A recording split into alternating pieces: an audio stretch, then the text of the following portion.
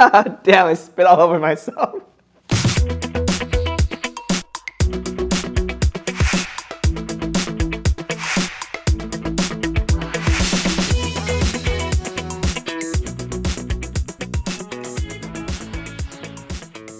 Today I'm going to share with you 15 lessons I've learned from building 2 multi-million-dollar digital marketing agencies. Wow, that's a mouthful, but I've done it twice now. My first one was Single Grain. We grew it to about $3 million in revenue and about 30 employees. When I was 23 is when I first started it. So I knew nothing about business, or at least when I look back at how many dumb things I did, but we probably did a couple things right since it grew to that size. Now I'm running Web Profits, an agency that grew to 7 figures really, really quickly, under a year, and we're growing pretty rapidly.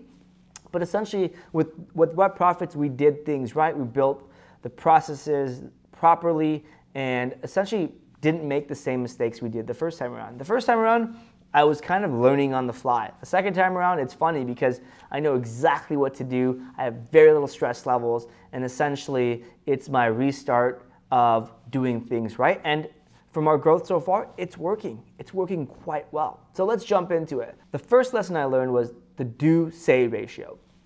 This means how many things you do versus how much things you say. 1-to-1 is ideal, 2-to-1 is even better, but essentially most people talk a lot, but they don't actually do. Just as a founder, as an entrepreneur, as a marketer, this is something to keep an eye on. This is something you have to be honest with yourself. You don't have to share it. I won't share my number. It's definitely not 1-to-1, but essentially this is to make sure you're actually as good as you say you are.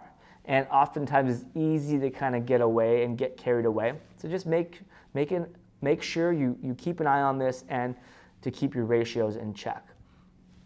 Number 2 is to build an audience and build it early. There's nothing bad that can happen if you build an audience. People actually listen. If you build it too early, people will actually listen to you. You can start, might not have anything to monetize with, or you might not have anything to promote, but that's okay. Providing value and helping people and growing your audience, your email list, your fan base, whatever it may be, can always be helpful. I wish I could go back 10 years and build an audience. It would definitely be a lot larger. One of the things I learned with Web Profits is when I jumped in, we got clients immediately. All I had to do was say, hey guys, I'm post on LinkedIn, change my status, and actually just tweet a couple things, all social media, and say, hey, I'm doing consulting again. Here's my new agency. Let me know if you need help. I got a few clients right out the gate just using that. We got to 7 figures really, really quickly because our our lead flow is really, really good. We have about 175 leads. We don't do any real advertising. All we do is remarketing. We create a lot of content, and I've talked a lot about my 2017 and 16 marketing calendar, which you can see in the show notes and in the video notes below. But essentially, build an audience early. It can only help you. If you're getting started, focus on that now. If you're thinking about getting started, do it now too. All right, the next thing is to help people. Even if they can't help you or afford to pay for your services, I make it a point to try to help as many people as I can, whether they're individual marketers, who knows, they may be a potential client, they may be a great employee or a hire in the future, or they may be a lifelong friend. I've had all 3 of those experiences just by helping people or starting the conversation by helping people. Even when it comes to potential clients, try to provide value. In our sales process, we don't really sell. We try to understand what the heck the client is doing right now, what they want, and then if we can help them, we provide help, or we let them know this is where we can help. We're being super honest. That way we have the right clients. They minimizes churn and all the bad things that happens when you oversell. But essentially, even if we don't help clients, we try to walk or recommend them through to a couple things they can do themselves, maybe a few people they can hire individually. A lot of times people just don't have enough of a budget to hire us, or they shouldn't be doing marketing yet, or maybe they need an in-house person. Either way, we give them that recommendation. We even point them through a few places they can find those people, and then go from there. All right, number 4 is focus on co-marketing. If you're just starting off, or have been around for a while, but you want to boost your brand, is the best way to do it is using co-marketing. What I mean by this is essentially partnering up with other marketers or other brands and doing something together. I've done a lot of work with HubSpot.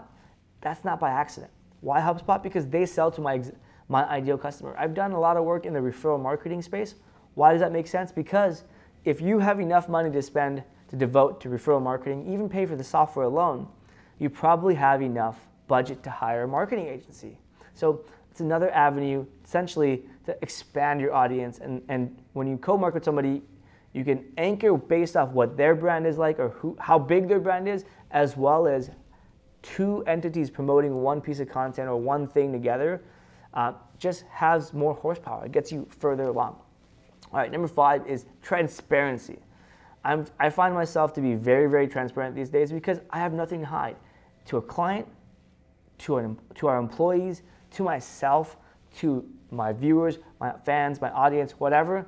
I'm an open book. I try to be that way.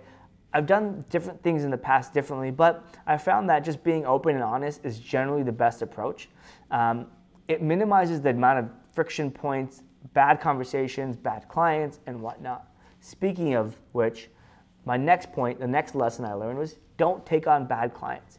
If it feels wrong early on, even in an email conversation, it's likely going to get really bad or could get really bad or even horrible throughout the process or months and years working with them. Think about it this way. If you're getting annoyed of an early email or early call, you're likely going to get very frustrated early on. And this is a team effort, right? Remember, like if you do marketing right at the right time, you get everything done, there's still a chance it works, right? You still need every opportunity, everything to go well.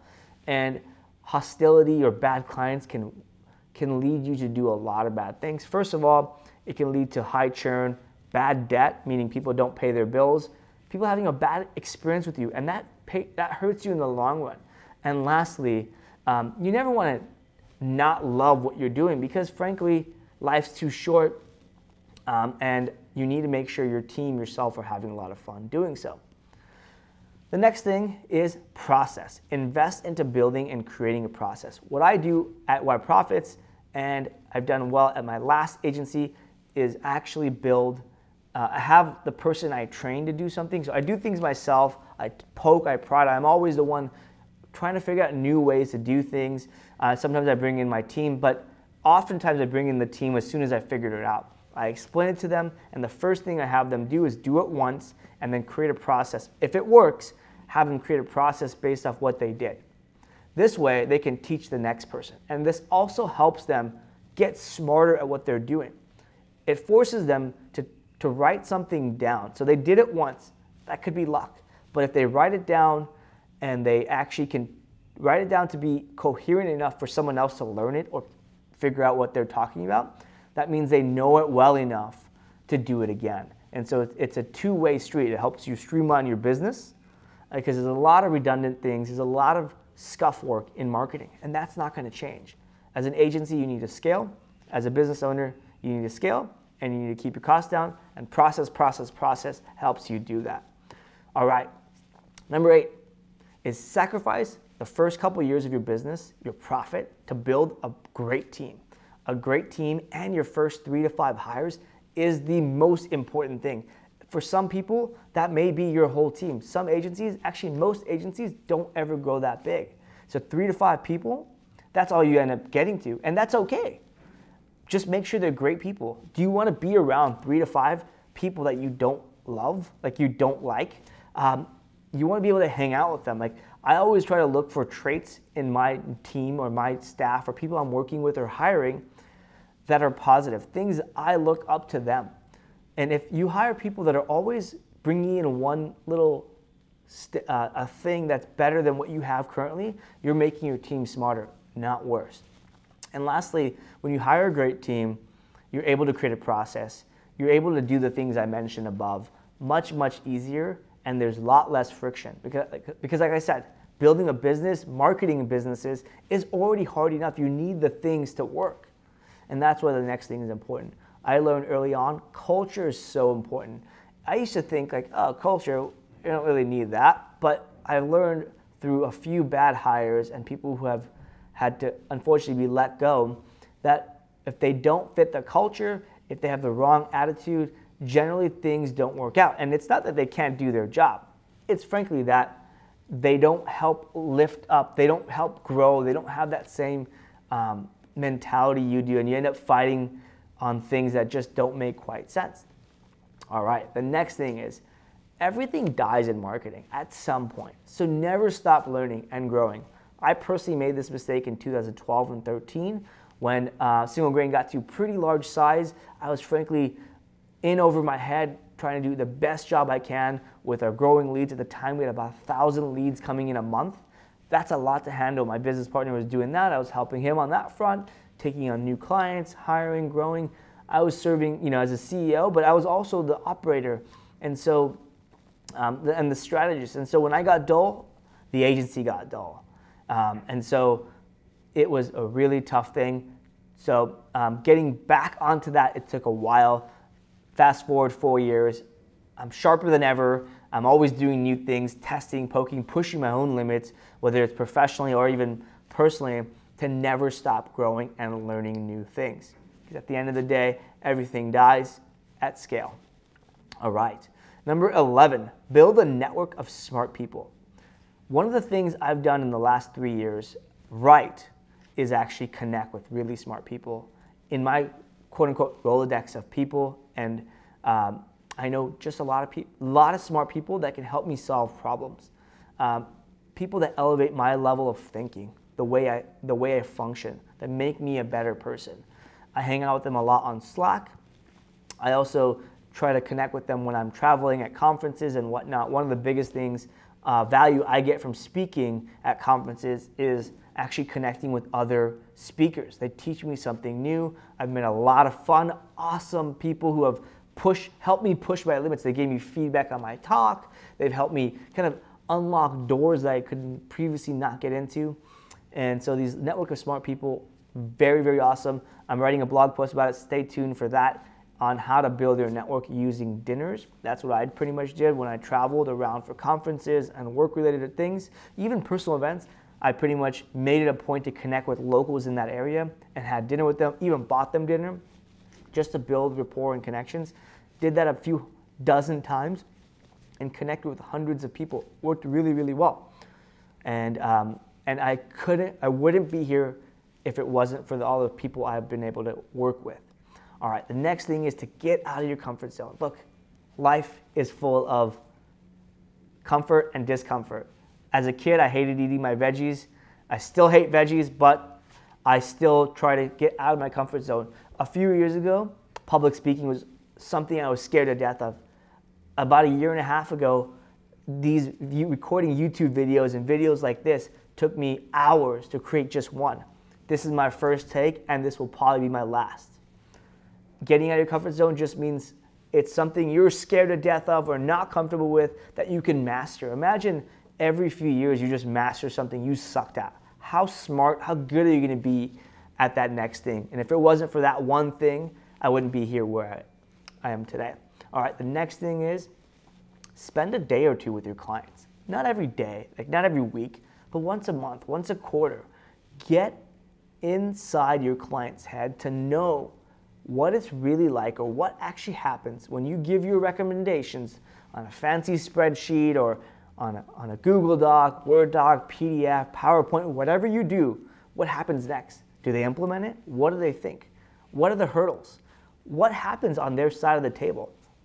It's hard. I've been on both sides. In one part of my career, I've been head of marketing in-house at software companies and whatnot. On the other half, I've been on the agency side, so I have a good understanding of what happens. And given that I have my own businesses on the software side now, I know a lot of real-life circumstances that just can't happen when someone says, oh, can you install this Facebook pixel here? Or can you do this? And can you do this? Oh, we should try this. Yeah, sure. But by trying this, it's going to take away from this and that and the other. So I feel like as an agency owner, you often get really, really separated from that as time goes on because you're not talking to clients. So make sure you live inside their shoes, at least for a bit. All right. The next thing is to build relationship with your clients and your employees. This is really, really critical because things take a while to work. Like content marketing, it takes time. You'll start to see results, and you might start to see positive momentum early on, but it takes 6, 9, 12 months to actually start to seeing really good ROI. And during that time, you want to have a client that's confident in you. You want your team to know exactly what's going on. Either side, it's great to work with people you like and people that trust you.